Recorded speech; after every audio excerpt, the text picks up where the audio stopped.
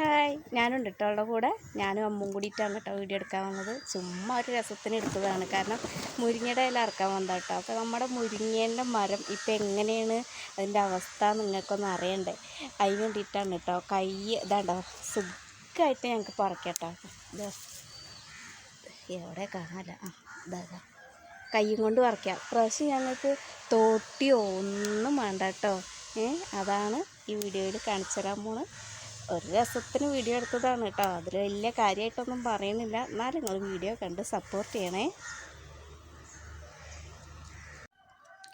Hi, അപ്പോൾ നമ്മുടെ ചെടികളുടെ പുതിയ പ്രോഗ്രസ് കാണിച്ചു തരാൻ എനിക്ക് ഏറ്റവും സമാധാനമല്ല കേട്ടോ. പ്രത്യേകിച്ച് നമ്മുടെ കോളിഫ്ലവറും കാബേജും എത്രയെന്ന് വീഡിയോയിൽ കാണിക്കാൻ എനിക്ക് ഒരു സമാധാനം കിട്ടില്ല. അതുകൊണ്ടാണ് കേട്ടോ ഞാനിതും കൂടി എടുക്കണത്. അപ്പോൾ കണ്ടോ നമ്മുടെ കാബേജും കോളിഫ്ലവറൊക്കെ അത് എത്ര ഇട്ടുണ്ട്.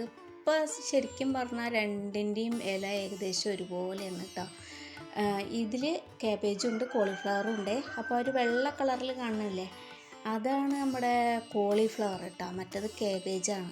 ഇനി മാറിപ്പോയോന്ന് എനിക്കറിയില്ല. കുറച്ചും കൂടി കഴിഞ്ഞാലേ കറക്റ്റായിട്ട് മനസ്സിലാവുള്ളൂ.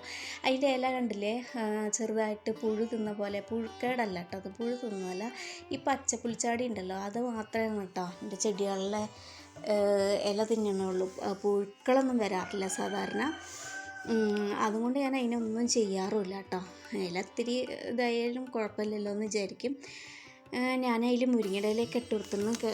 ഈ ശീമക്കൊന്ന ഇല അപ്പോൾ അധികമല്ല, ഒക്കെ മുകളിലാണ്. അപ്പോൾ പൊട്ടിച്ചെടുക്കാനൊക്കെ ഇത്തിരി ബുദ്ധിമുട്ടാവും കൊണ്ട് ഒന്നാകെ വെട്ടേണ്ടി വരും. അപ്പോൾ ഞാൻ എന്താ ചെയ്ത് വെച്ചാൽ നമ്മുടെ മുരിങ്ങയുടെ ഇല കയ്യത്തെ അകലത്തുണ്ടല്ലോ, അപ്പോൾ അതാണ് എടുത്തത്. നമ്മുടെ ചീരയൊക്കെ ഇങ്ങനെ നിറഞ്ഞേക്കുന്നുണ്ട്. ഇത്രയല്ല കേട്ടോ, നിറയെ ഉണ്ട്. പുഴുക്കാടൊന്നും ഇല്ലാത്ത അടിപൊളി ചീര. ഞാൻ ഇപ്രാവശ്യം ഒരു വളം ഉപയോഗിച്ചിട്ടില്ല, ഒരു വളം ഉപയോഗിക്കുന്നില്ല. വെറും വെള്ളം മാത്രം ഒഴിച്ചെടുത്തിട്ടാണ് ഇപ്പോൾ ഉണ്ടാക്കുന്നത്.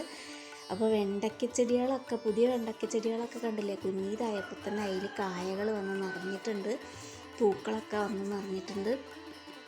കുറച്ചുണ്ട് കേട്ടോ പ്രാവശ്യം. കാരണം എൻ്റെ മക്കൾക്ക് കൂട്ടാൻ വെച്ചതല്ല കേട്ടോ ഇഷ്ടം, കറി വെച്ചാലല്ല. വെണ്ടയ്ക്ക ഇഷ്ടം ഏറ്റവും കൂടുതൽ ഉപ്പേരി വെച്ചാലാണ്, അനുവിന് പ്രത്യേകിച്ചും. അപ്പോൾ ഞാൻ എല്ലാ വർഷവും വിചാരിക്കുന്നതാണ് ഇത്തിരി തോനെ വെണ്ടയ്ക്ക ഉണ്ടാക്കണമെന്ന്.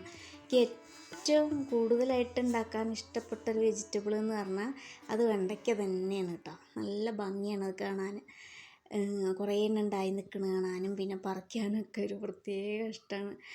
അപ്പോൾ അതാ ചെടികളൊക്കെ കായ കുഞ്ഞിതിലേ വന്നിട്ടുണ്ട്. അത് ഞാൻ സാധാരണ മുന്നേക്കെ ഈ തൂമ്പ് നുള്ളിക്കളഞ്ഞിരുന്നു കേട്ടോ. ഇപ്പം ഞാൻ അങ്ങനെ ചെയ്യാറില്ല. പ്രൂണിങ് ചെയ്യാന്ന് പറയുന്ന പോലെ ചെയ്ത് തീർത്തായിരുന്നു. ഇപ്പം ഞാൻ അങ്ങനെ ചെയ്യാറില്ല. അപ്പോൾ നമ്മുടെ മുരിങ്ങ അതാ നമുക്കിഷ്ടം പോലെ ഇറക്കാം. അപ്പോൾ മുരിങ്ങ ഇറക്കാൻ പിന്നെയും വന്നതാണ് ഞങ്ങൾ. അമ്മൂനിപ്പോൾ അത് നല്ല ഇഷ്ടമായിട്ടോ. അതിങ്ങനെ ഇതാവും കൊണ്ടേ അതിന് മുകളിലിരിക്കുകയും ചെയ്യാം.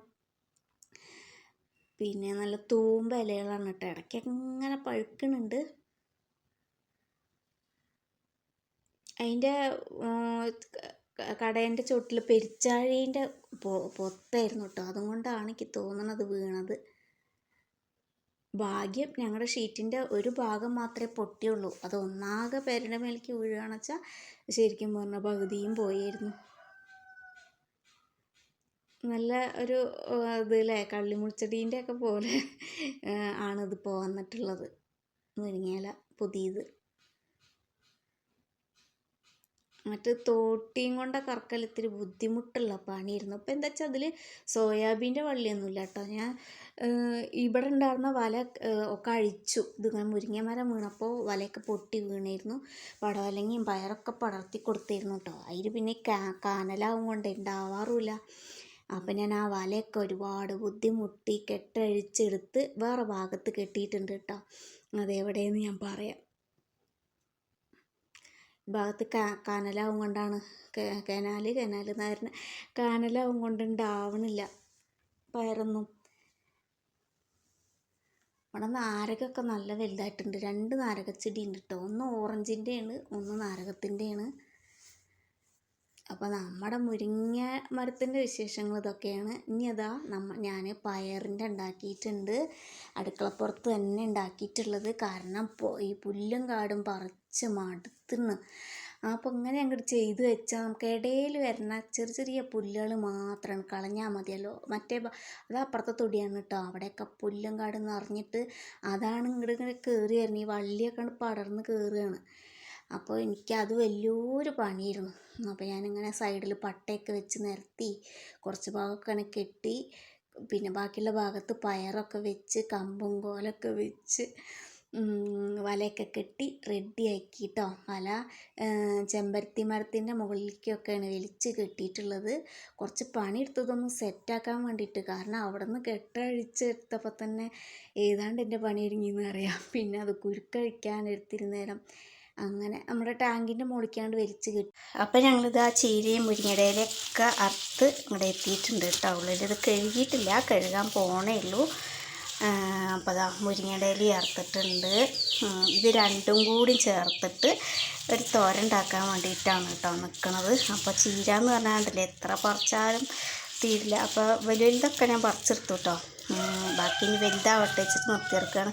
അപ്പോൾ അത് കണ്ടില്ലേ, പുഴുക്കേടൊന്നുമില്ലാതെ അടിപൊളിയായിട്ട് ഇടയ്ക്ക് വരുന്ന ഈ ഇതെന്താ വെച്ചാൽ അത് പുഴുക്കേടല്ല കേട്ടോ.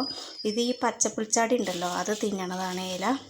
വേറെ കേടൊന്നുമില്ല. ഇത് കണ്ടില്ലേ, ഇതിൽ ഞാൻ വെള്ളം മാത്രമേ ഒഴിച്ചെടുക്കണുള്ളൂ. ഒരു വളം ഇടാത്ത നമ്മുടെ ചീരയാണ് കേട്ടോ. സ്ലറിയൊക്കെ ഒഴിച്ചെടുക്കണ്ടായിരുന്നു കഴിഞ്ഞ പ്രാവശ്യം അതൊന്നുമില്ലാത്ത ചീരയാണ്.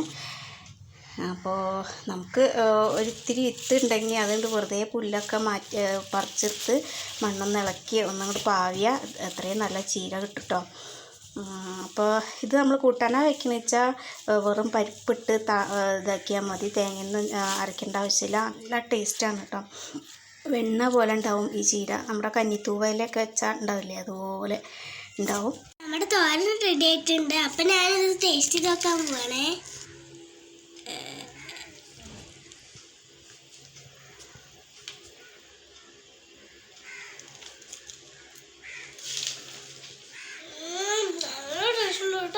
അപ്പോൾ ഇത് ചോറിൻ്റെ കൂടെ കഴിക്കാനാണ് കേട്ടോ. പപ്പടം കച്ചിട്ടുണ്ട്, ചീരത്തോരൻ ഇത് മാത്രം മതി, നമുക്കൊന്ന് കൂട്ടാനൊന്നും ആവശ്യമില്ല. അപ്പോൾ ഈ വീഡിയോയിൽ ഇത് ട്രൈ ചെയ്ത് നോക്കണമെന്നോ ഒന്നും പറയാനുള്ള അതിന് മാത്രമേ ഒന്നുമില്ല കേട്ടോ. നമ്മുടെ വീഡിയോയിൽ നമ്മുടെ കുറച്ച് വിശേഷങ്ങളായിട്ട് വന്നു, അത്രയേ ഉള്ളൂ. അപ്പോൾ ബോറടിച്ചാലും എല്ലാവരും ഈ വീഡിയോ ഫുള്ളായിട്ട് കാണണേ. അപ്പോൾ നമുക്ക് അടുത്ത വീഡിയോയിൽ ഇനി കാണാം കേട്ടോ. ബൈ പറഞ്ഞ.